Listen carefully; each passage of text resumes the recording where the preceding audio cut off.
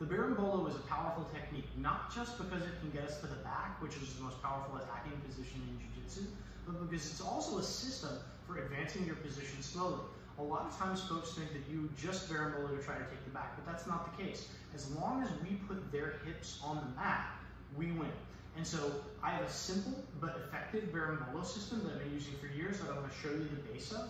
I also want to acknowledge there's lots of different ways to Berimbolo, lots of different grips you can do it with, lots of different things you can do with your legs, including the twister hook. There's a whole bevy of stuff you can do out there. But I want to show you the main options that I consider high percentage, even for folks that don't consider themselves Berimbolo players, with the most high percentage grip. So if Jesse is standing, the primary grip that I want to use to Berimbolo is the belt grip. That doesn't mean that you can't use other grips, but I like the belt grip because it's very difficult to break. The other reason that I like the belt grip is because some of the other grips I want, we get the belt if he denies me those grips. So I'm going to start from the outside hook guard. My outside hook comes in, and I hook on the inside of his thigh. That's my control leg. My attack leg is on the other side, maybe playing with his base, stepping on his hip, stepping on his knee. I like to grab the heel. The reason I like to grab the heel is because one of the ways Jesse can clear my hook is by turning his knee out, pushing my leg down, right? And so if I grab his heel, I can turn his knee in, which makes that very difficult for him. Also makes it hard for him to get away from me. So outside hook, grabbing the heel. I want to sit up and grab the belt. A lot of times what lets me grab the belt is I reach for his sleeve, and Jesse's like, man, I don't want to give up that cross grip, which allows me to grab the belt. Now what I want to do, when I have the control of the belt, I have control of the hips. And me personally, what I like to do is load his weight on top of me and then put both of my feet on this near side hip to put his hips on the mat. So I'm going to push into him, and as I get a reaction as he comes into me, my foot switches here, and I extend my legs out, putting his hips on the mat. Let me show you that one more time.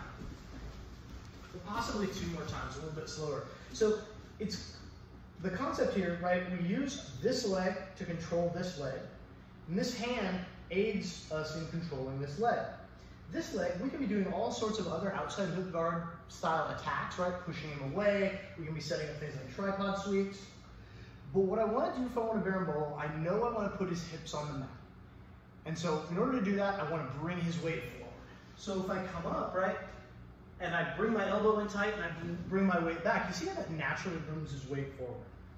When I do that, I'm going to bring my leg from his far leg, my foot from his far leg to his near side hip. And this allows me to really get him up in the air. If he's able to post and stay up, there's actually a much easier back take there, which we'll get into in a second.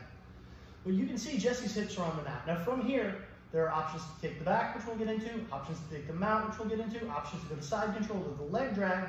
But here's what I want to get across. A lot of times people think the Berimbolo is this super fancy set of techniques, which it can be. Or we can just let go of the heel and come up on top and start to pass the guard. Remember, when we put their hips on the mat, we win. The only question is how complete our victory is. And in this case, for this first video, I'm just going to show you how to rewind your hips and get up into a knee cut passing position. But the core of the Berimbolo game is being able to put their hips on the mat, being able to knock them off balance, right? Just like any kind of sweep. So my leg comes outside and I make a hook. My hand comes in and I'm grabbing his heel. And you notice how, like, I really do want to turn his knee in. Because if he's able to point his knee out, I can't have an effective hook. I reach up trying to grab the sleeve. If I can grab the sleeve sweep, you can Berimbolo from here too, or you can also get tripod sweeps, but a lot of times he's going to start to break this grip or deny it, which is going to give me access to the belt. When I have access to the belt, I want to close my elbow and lean back as I pull, switching my hip to one side.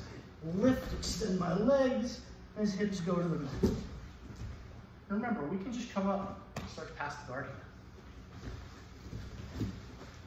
There are many, many other things we can do from Berimbolo, and we'll get to the finishes of the positions here. Berimbolo is most famous for being this inverted complex position where we spin under and take their back, and we will definitely do that. Very, very powerful. But remember, as long as you knock them to the mat, put their hips there, we can rewind our own hips, come up, and get on top of the sweep.